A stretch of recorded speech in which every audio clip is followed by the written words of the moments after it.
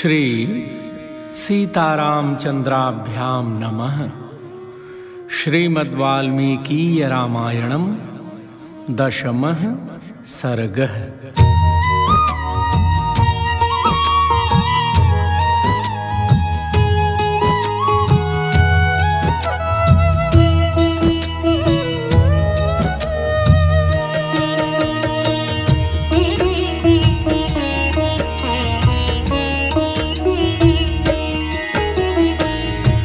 श्री राम जय राम जय जय राम। श्री राम जय राम जय जय राम। श्री राम जय राम जय जय राम।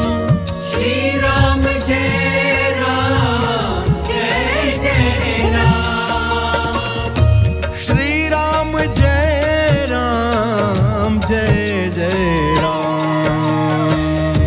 श्री राम जय राम जय जय राम। श्री राम जय राम जय जय राम। श्री राम जय राम जय जय राम। श्री राम जय राम जय जय राम। श्री राम जय राम जय जय राम। श्री राम जय राम जय जय राम। श्री सीतारामचंद्राभ्याम नमः। श्रीमद्वाल्मीकीय रामायणं दशमः सर्गः। अंग देश में ऋष्यशृंग के आने तथा शांता के साथ विवाह होने के प्रसंग का कुछ विस्तार के साथ वर्णन हम आप सबको 10वें सर्ग में सुनाने चल रहे हैं। ध्यान पूर्वक श्रवण कीजिए।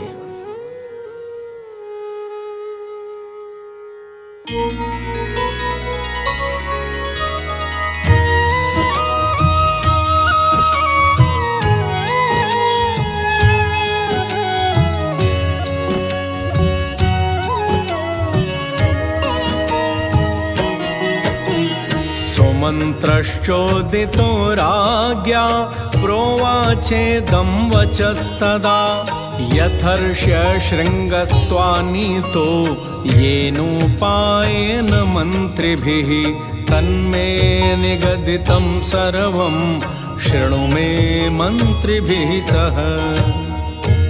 राजा की आज्ञा पाकर उस समय सुमंत्र ने इस प्रकार कहना आरंभ किया। राजन, रोमपाद के मंत्रियों ने ऋष्यशृंग को वहां जिस प्रकार और जिस उपाय से बुलाया था वह सब मैं बता रहा हूं। आप मंत्रियों सहित मेरी बात सुनिए। रोमपादम् उवाचेदं सहामात्यः पुरोहितः उपायो निरपायोऽयम् अस्माभिरभिचिन्तितः। उस समय अमात्यों सहित पुरोहित ने राजा रोमपाद से कहा, महाराज, हम लोगों ने एक उपाय सोचा है जिसे काम में लाने से किसी भी विघ्न बाधा के आने की संभावना नहीं है। ऋष्यशृंगो वनचरः तपः स्वाध्याय संयुतः अनभिज्ञस्तु नारीणां विषयाणां सुखस्य च।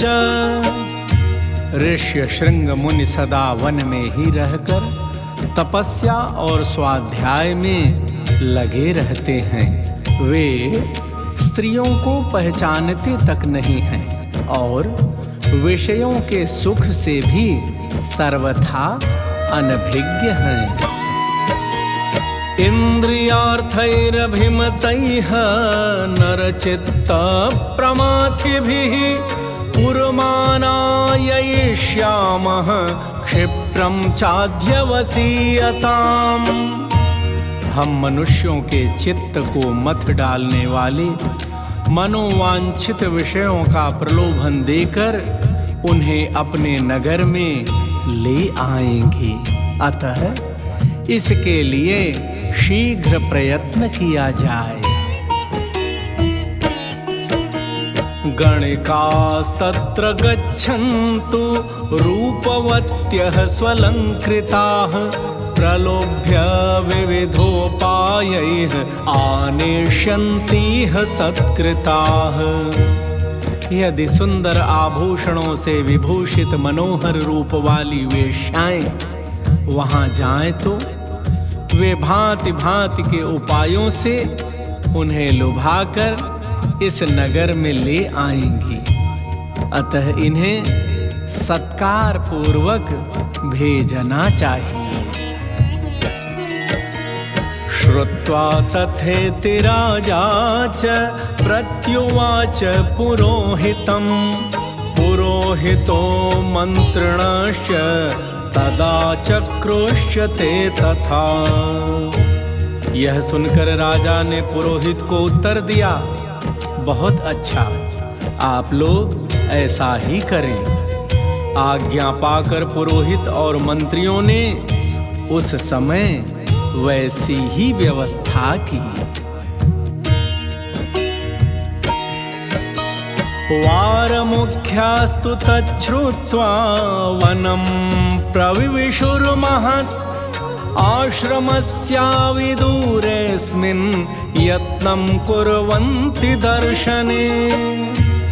तब नगर की मुख्य वेश्याएं राजा का आदेश सुनकर उस महान वन में गईं और मुनि के आश्रम से थोड़ी ही दूर पर ठहरकर उनके दर्शन का उद्योग करने लगी।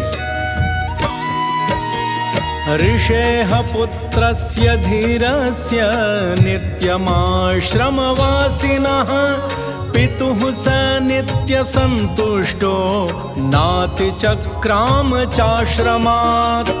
मुनि कुमार ऋष्य शृंग बड़े ही धीर स्वभाव के थे, सदा आश्रम में ही रहा करते थे। उन्हें सर्वदा अपने पिता के पास रहने में ही अधिक सुख मिलता था। अतः वे कभी आश्रम के बाहर नहीं निकलते थे।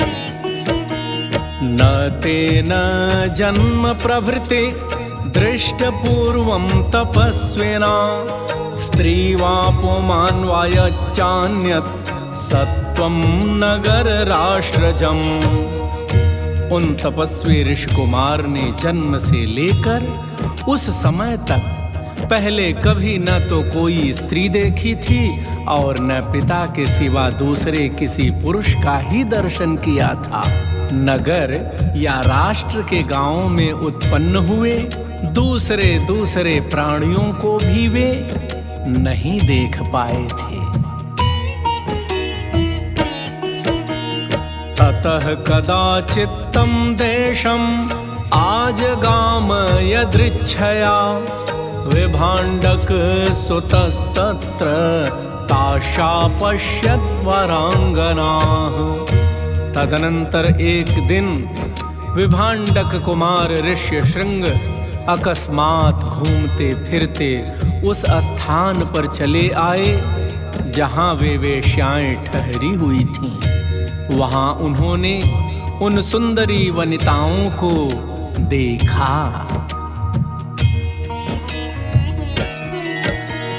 ताश्चित्रवेशाः प्रमदा गायन्त्यो मधुरस्वरम् ऋषिपुत्रम् उपागम्य सर्वावचनमब्रुवन्।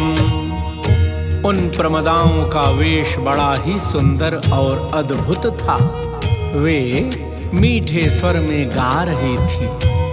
ऋषि कुमार को आया देख सभी उनके पास चली आईं और इस प्रकार पूछने लगे। कस्त्वं किं वर्तसे ब्रह्मन् ज्ञातुमिच्छामहे वयम्।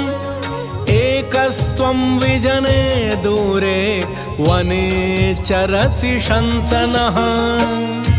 हे ब्राह्मण, आप कौन हैं, क्या करते हैं तथा इस निर्जन वन में आश्रम से इतनी दूर आकर अकेले क्यों विचर रहे हैं, यह हमें बताइए।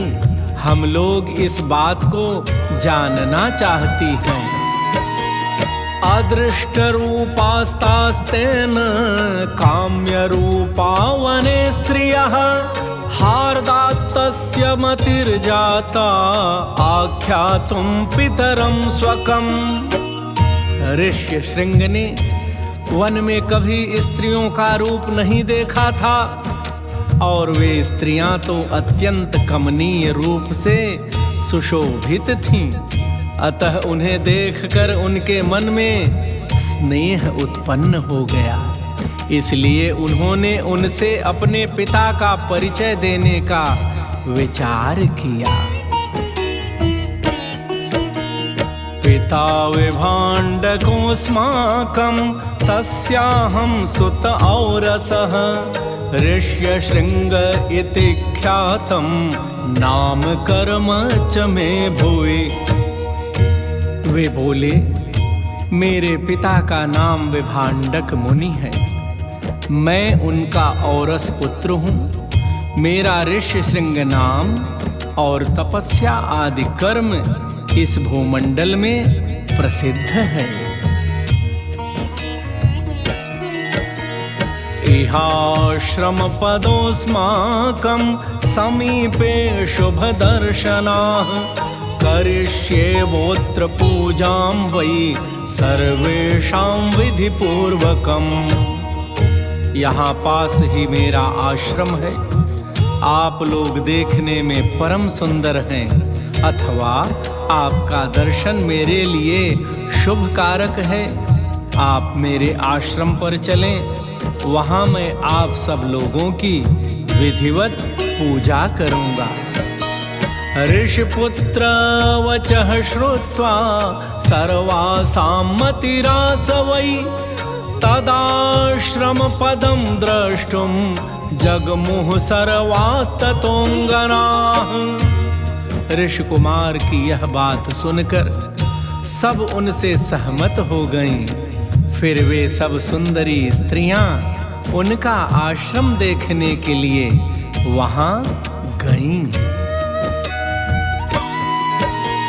गतानां तु ततः पूजां ऋषिपुत्र शकारः इदम् अर्घ्यम् इदं पाद्यम् इदं मूलं फलं च नः। वहां जाने पर ऋषि कुमार ने यह अर्घ है, यह पाद्य है तथा यह भोजन के लिए फल मूल प्रस्तुत है, ऐसा कहते हुए उन सब का विधिवत पूजन किया। प्रतिगृह्य तु तां पूजां सर्वा एव समुत्सुकाः ऋषिर्भीताश्च शीघ्रं तु गमनाय मतिं दधुः। ऋषि की पूजा स्वीकार करके वे सभी वहां से चली जाने को उत्सुक हुई। उन्हें विभाण्डक मुनि का भय लग रहा था, इसलिए उन्होंने शीघ्र ही वहां से चली जाने का विचार किया। अस्माकम् अपि मुख्यानि फलानि मानि हे द्विज गृहाण विप्र भद्रं ते भक्षयस्व च माचिरम्। वे बोली, हे ब्राह्मण, हमारे पास भी ये उत्तम उत्तम फल हैं। विप्रवर, इन्हें ग्रहण कीजिए, आपका कल्याण हो। इन फलों को शीघ्र ही खा लीजिए, विलंब न कीजिए। ततस्तास्तं समालिंग्य सर्वा हर्ष समन्विताः मोदकान् प्रददुस्तस्मै भक्षांश विविधान् शुभान्। ऐसा कहकर उन सब ने हर्ष से भरकर ऋषि का आलिंगन किया और उन्हें खाने योग्य भांति भांति के उत्तम पदार्थ तथा बहुत सी मिठाइयां दी। तानि चास्वाद्य तेजस्वी फलानि स्म मन्यते अनास्वादित पूर्वाणि वने नित्य निवासिनाम। उनका रसास्वादन करके उन तेजस्वी ऋषि ने समझा कि ये भी फल हैं, क्योंकि उस दिन के पहले उन्होंने कभी भी वैसे पदार्थ नहीं खाए थे। भला सदा वन में रहने वालों के लिए वैसी वस्तुओं के स्वाद लेने का अवसर ही कहाँ है। आपृच्छ्य च तदा विप्रं व्रतचर्यां निवेद्य च गच्छन्ति स्मापदेशात्ता भीतास्तस्य पितुः स्त्रियः। तत्पश्चात उनके पिता विभांडक मुनि के डर से डरी हुई वे स्त्रियां व्रत और अनुष्ठान की बात बता उन ब्राह्मण कुमार से पूछकर उसी बहाने वहां से चली गईं। गतासु तासु सर्वासु काश्यपस्यात्मजो द्विजः अस्वस्थ हृदयश्चासीत् दुःखाच्च परिवर्तते। उन सब के चले जाने पर काश्यप कुमार ब्राह्मण ऋष्य शृंग मन ही मन व्याकुल हो उठे और बड़े दुख से इधर उधर टहलने लगे। ततो परेद्युस्तं देशं आजगाम सवीर्यवान् विभाण्डक सुतः श्रीमान् मनसा चिन्तयन् मुहुः मनोज्ञा यत्र ता दृष्टा वारमुख्याः स्वलङ्कृताः दृष्ट्वैव च ततो विप्रम् आयान्तं हृष्टमानसाः। तदनंतर दूसरे दिन फिर मन से उन्हीं का बारंबार चिंतन करते हुए शक्तिशाली विभांडक कुमार श्रीमान ऋषि शृंग उसी स्थान पर गए जहां पहले दिन उन्होंने वस्त्र और आभूषणों से सजी हुई उन मनोहर रूप वाली वेश्याओं को देखा था। ब्राह्मण ऋषि शृंग को आते देख तुरंत ही उन वेश्याओं का हृदय प्रसन्नता से खिल उठा। उपसृत्य ततः सर्वाः तास्तमुचूरिदं वचः एह्याश्रम पदं सौम्य अस्माकमिति चाब्रुवन्। वे सब की सब उनके पास जाकर उनसे इस प्रकार कहने लगी, सौम्य आओ आज हमारे आश्रम पर चलो। चित्राण्यत्र बहूनि स्युः मूलानि च फलानि च तत्राप्येष विशेषेण विधिर्हि भविता ध्रुवम्। यद्यपि यहाँ नाना प्रकार के फल मूल बहुत मिलते हैं, तथापि वहाँ भी निश्चय ही इन सब का विशेष रूप से प्रबंध हो सकता है। श्रुत्वा तु वचनं तासां सर्वासां हृदयंगमं गमनाय मतिं चक्रे तं च निन्युस्तथा स्त्रियः। उन सब के मनोहर वचन सुनकर ऋष्य शृंग उनके साथ जाने को तैयार हो गए और वे स्त्रियां उन्हें अंग देश में ले गए। तत्र चानीयमाने तु विप्रे तस्मिन् महात्मनि ववर्ष सहसा देवो जगत प्रहलादयंस्तदा। उन महात्मा ब्राह्मण के अंग देश में आते ही देवराज इंद्र ने संपूर्ण जगत को प्रसन्न करते हुए सहसा जल वृष्टि करना आरंभ कर दिया। वर्षेणैवागतं विप्रं तापसं स नराधिपः प्रत्युद्गम्य मुनिं प्रहवः शिरसा च महीं गतः। वर्षा से ही राजा को अनुमान हो गया कि वे तपस्वी ब्राह्मण कुमार आ गए। फिर बड़ी विनम्रता के साथ राजा ने उनकी अगवानी की और पृथ्वी पर मस्तक टेक कर उन ऋष्यशृंग को साष्टांग प्रणाम किया। अर्घ्यं च प्रददौ तस्मै न्यायतः सुसमाहितः वव्रे प्रसादं विप्रेन्द्रान् मा विप्रं मन्युराविशेत्। फिर एकाग्रचित्त होकर उन्होंने ऋषि को अर्घ्य निवेदन किया तथा उन विप्र शिरोमणि से वरदान मांगा, भगवन आप और आपके पिताजी का कृपा प्रसाद मुझे प्राप्त हो। ऐसा उन्होंने इसलिए किया कि कहीं कपट पूर्वक यहाँ तक लाए जाने का रहस्य जान लेने पर विप्रवर ऋष्यशृंग अथवा विभांडक मुनि के मन में मेरे प्रति क्रोध न हो। अंतःपुरं प्रवेश्यास्मै कन्यां दत्त्वा यथाविधि शान्तां शान्तेन मनसा राजा हर्षमवाप्सः।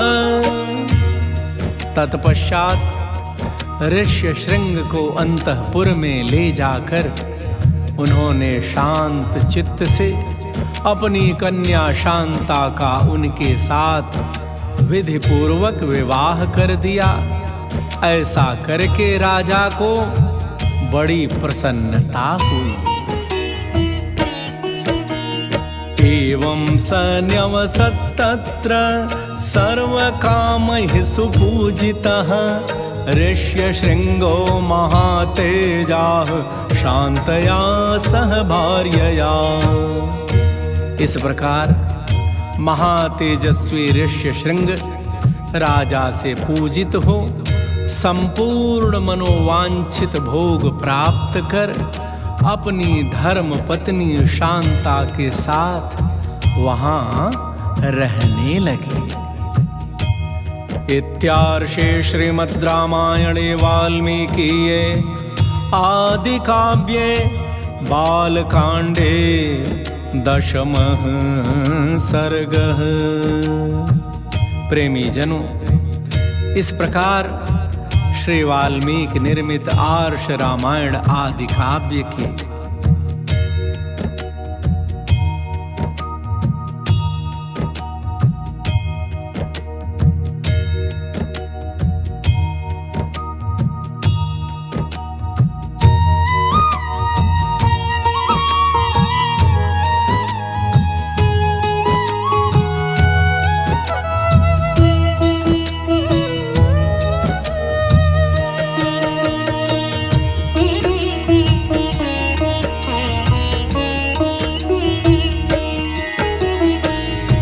श्री राम जय राम जय जय राम। श्री राम जय राम जय जय राम। श्री राम जय राम जय जय राम। श्री राम जय राम जय जय राम। श्री राम जय राम जय जय राम। श्री राम जय राम जय जय राम। श्री राम जय राम जय जय राम। श्री राम